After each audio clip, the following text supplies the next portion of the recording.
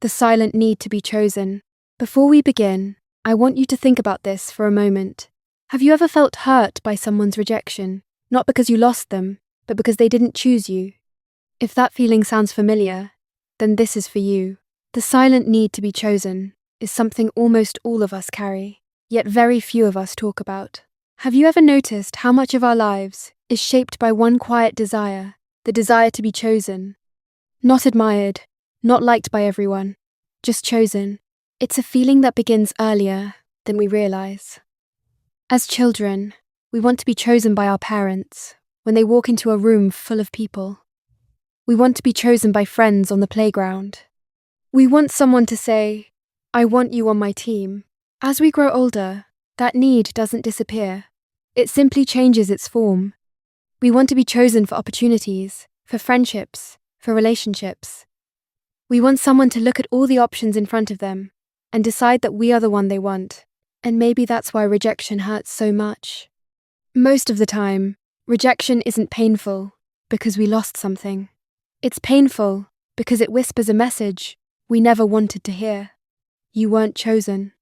The friend who stopped calling, the job that went to someone else, the person who chose another relationship over the one they could have had with us. Each experience touches the same hidden wound. But here's something important to understand. The need to be chosen is deeply human. The problem begins when we start believing that being chosen determines our worth. When someone doesn't choose us, we often create stories about ourselves. We tell ourselves we're not interesting enough, attractive enough, talented enough, or lovable enough. Yet, the truth is that not being chosen and not being valuable are two completely different things. A flower doesn't become less beautiful because someone walked past it without noticing. A book doesn't lose its meaning because the wrong person picked another one from the shelf. Value exists before recognition. Still, many of us spend years trying to earn what we think will finally make people choose us. We change our personalities. We hide parts of ourselves. We become versions of who we think others want us to be. And in that process, we forget something powerful.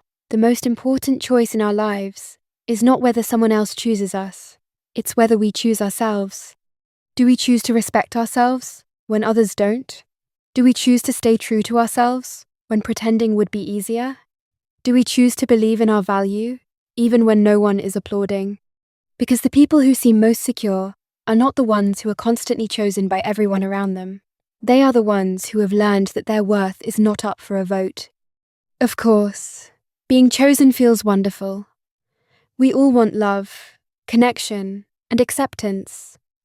There's nothing wrong with that, but when our entire sense of self depends on another person's decision, we hand them a power they were never meant to have. The silent need to be chosen lives inside almost all of us. The goal isn't to eliminate it. The goal is to remember that while being chosen by others is comforting, being chosen by yourself is essential. And perhaps true confidence begins the moment you stop asking, "Why didn't they choose me?" and start asking, "Am I choosing myself?" Because the answer to that question changes everything. If this message resonated with you, take a moment to reflect on where in your life you're still waiting for someone else's validation. And remember, your worth was never determined by who chose you or who didn't. If you enjoyed this, don't forget to like, share, and follow for more conversations about psychology, self-growth, and the human experience. Until next time, take care of yourself, and most importantly, choose yourself.